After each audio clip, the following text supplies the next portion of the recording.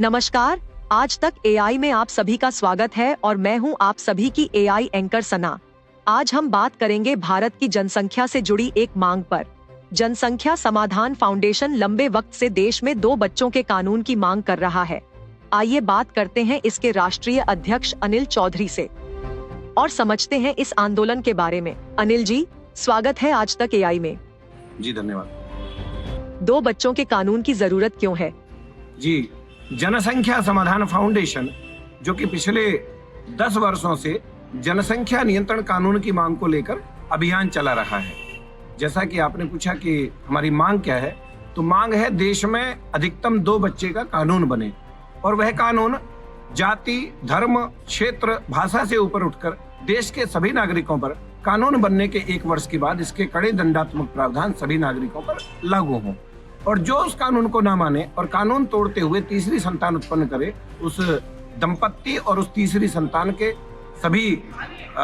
सभी सरकारी सुविधाओं से, सरकारी सब्सिडी से और साथ ही साथ उन्हें मताधिकार से वंचित किया जाए, ऐसी मांग है। आप अपने संगठन और मांग के बारे में बताइए। देखिए, देश की आबादी आज 142 करोड़ को पार कर चुकी है और हम चीन को पीछे छोड़ते हुए जनवरी महीने में विश्व में नंबर 1 हो गए आबादी के मामले में। आज अस्पताल में भीड़, रेल में भीड़, सड़क पे भीड़, मेट्रो में भीड़, स्कूल कॉलेज में एडमिशन नहीं, अस्पतालों में भीड़, चारों ओर भीड़ ही भीड़ का माहौल है। गरीबी, कुपोषण, भुखमरी से होने वाली मृत्यु के मामले में भारत विश्व में अव्वल है। आने वाले समय में अगर विश्व का मात्र 2.4% भूभाग भारत के पास है, परंतु विश्व की 18% आबादी का भार हम भारत की भूमि पर वहन कर रहे हैं। अगर ऐसा ही चलता रहा तो आने वाले समय में अपराध बढ़ेंगे, समस्याएं बढ़ेंगी, संसाधन घटते जाएंगे और देश में बेरोजगारी के कारण, देश में अपराधों के कारण गृह युद्ध की स्थिति पैदा हो सकती है। इसलिए इस बेतहाशा बढ़ती हुई जनसंख्या और असंतुलित जनसंख्या पर नियंत्रण के लिए कानून होना चाहिए। इसलिए 2 बच्चे के कानून की आवश्यकता है। आपकी ये मुहिम कई वर्षों से जारी है, लेकिन इसी बार इसे एक अलग रूप में देखा जा रहा है। आप किसान आंदोलन की तरह अपने कार्यकर्ताओं को लेकर गाजीपुर बॉर्डर पहुँचे। आपका अनशन भी जारी है। इस बार आंदोलन एक अलग रूप में देखा जा रहा है, ऐसा क्यों है? देखिए, मैं आपको पहले तो करेक्ट कर दूं कि हम गाजीपुर बॉर्डर कार्यकर्ताओं को लेके नहीं पहुंचे। देश भर में जनसंख्या नियंत्रण कानून की मांग को लेकर जो समर्थन अभियान चल रहा है, तो देश भर से हस्ताक्षर पत्रक जुटाए गए। 1 करोड़ 20 लाख हस्ताक्षर, 1 करोड़ 20 लाख हस्ताक्षर जुटाकर देश भर के 23 राज्यों के 400 जिलों के लोग कौशाम्बी केबीसी बैंक्वेट पर इकट्ठे हुए और यह सभी प्रधानमंत्री कार्यालय भारत सरकार की ओर कूच कर रहे थे कि ये पत्रक वहां दिए जाएंगे। जो यूपी बॉर्डर है, वहां से दिल्ली की ओर जाने वाला जो रास्ता है, वो रास्ता बैरिकेडिंग लगाकर रोका गया था।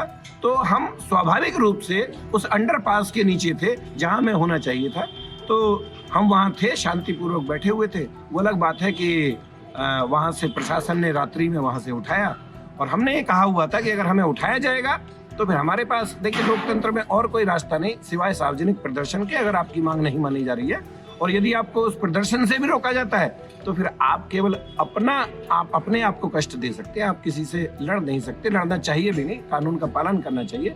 तो हम अपने आप को कष्ट देने के लिए आमरण अनशन पे मैं हूँ और मेरे बाद साथ ही साथ सभी लोग धरने पे हैं।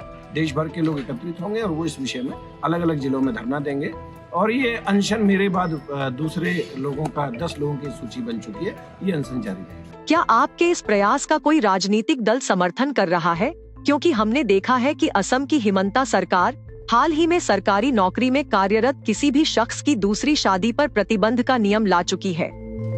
ऐसे में क्या असम या दूसरे राज्यों के सीएम जो इस तरह की मुहिम का समर्थन करते हैं, उनसे आपको कोई समर्थन मिला है?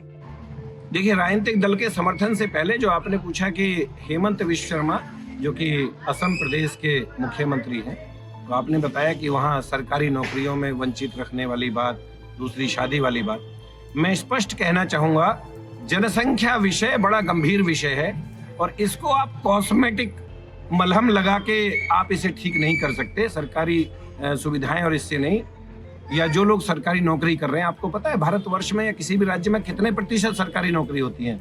ये विषय ही नहीं है। देश के प्रत्येक नागरिक पर, सभी जाति, धर्म, क्षेत्र, भाषा से ऊपर उठते सभी नागरिकों के लिए कानून बने, उसके कड़े दंडात्मक प्रावधान सभी के ऊपर समान रूप से लागू हो, विषय ये होना चाहिए। रही बात राजनीतिक दलों के समर्थन की, तो जी बिल्कुल 2018 में हमें इस विषय पे 125 सांसदों ने लिखित में समर्थन दिया था और अपने आप को संबद्ध किया था इस विषय से, और वो कई राजनीतिक दलों के लोग थे। क्या आपकी अब तक केंद्र सरकार या राज्यों में किसी तरह के प्रतिनिधि से मुलाकात हुई है? अगर हुई है तो उनका रवैया कैसा रहा, या आपको किसी तरह का आश्वासन दिया गया? देखिए 9 अगस्त 2018 को भारत के राष्ट्रपति जी ने हमें इस विषय पर बुलाया और 55 मिनट बात की। न केवल वो इस विषय से सहमत थे, बल्कि उन्होंने कहा कि ये कानून, वो इससे सहमत थे कि ये कानून बनना चाहिए। भारत सरकार के केंद्रीय मंत्री, वरिष्ठ केंद्रीय मंत्री श्री गिरिराज सिंह इस विषय पे न केवल हमें समर्थन दे चुके हैं, बल्कि हमारे साथ सैकड़ों बार, और मैं इसे रिपीट करता हूँ, सैकड़ों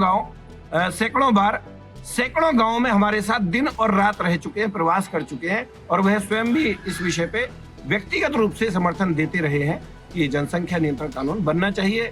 साथ ही साथ 125 सांसदों ने इस विषय पर लिखित में हमें न केवल समर्थन दिया, बल्कि अपने आप को संबद्ध किया इस विषय के साथ। और अभी पिछले 9 अक्टूबर को ही, यानी एक पखवाड़े पहले, उत्तर प्रदेश के मुख्यमंत्री जी श्री योगी आदित्यनाथ जी ने भी इस विषय पे बुलाया था और उन्होंने भी इस विषय पे सहमति व्यक्त की। अनिल जी, आपने हमें वक्त दिया, इसके लिए आपका ढेर सारा शुक्रिया। जी बहुत बहुत। हम ऐसे ही शो लेकर आते रहेंगे। आपको हमारी पेशकश कैसी लगी, राय जरूर दें। ऐसे ही वीडियो देखने के लिए सब्सक्राइब करें आज तक AI।